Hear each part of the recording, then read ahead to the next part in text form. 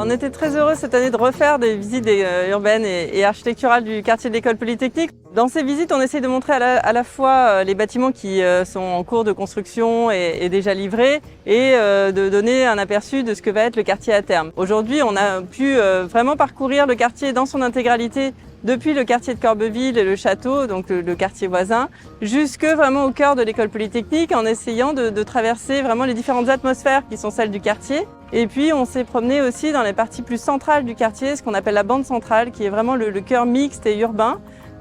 du quartier dans lequel on a implanté les différentes écoles, donc AgroParisTech qui a ouvert en cette rentrée de septembre, Télécom qui avait ouvert il y a 3 ans, et qui se poursuit jusqu'à Polytechnique. Et donc dans cette bande centrale, on a essayé de mélanger vraiment les fonctions école, logement étudiant, des bureaux, des labos et des commerces bien sûr, articulés sur les espaces publics principaux.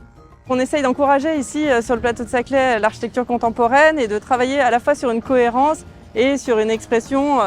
contemporaine et moderne et en même temps qu'on espère intemporelle de l'architecture. Donc on travaille vraiment sur ces différentes échelles et qu'on articule autour d'une chaîne d'espaces publics, des grands boulevards qui sont support de la mobilité douce, les vélos, les piétons, etc. mais également des bus express. Et puis des parties des espaces publics plus centraux, plus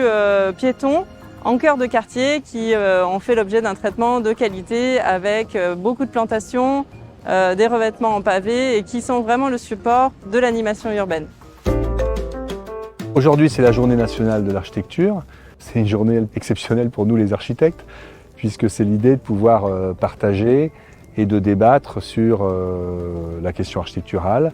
Et en l'occurrence ici, donc, sur le Moulon, l'habitat s'est fait d'abord dans la vallée.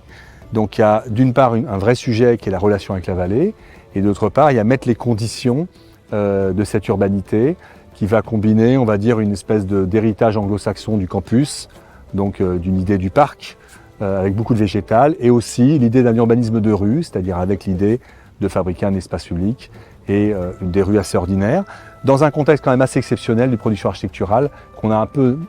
rarement en France, puisqu'il y a beaucoup de concours, il y a une vraie politique architecturale qui est portée par le PAPS et l'université, en consultant des grands architectes dans des concours, et qui a fait l'objet de cette balade qu'on a fait aujourd'hui, puisqu'on a été montrer ces bâtiments et montrer où en était cette fabrique de la ville sur le plateau.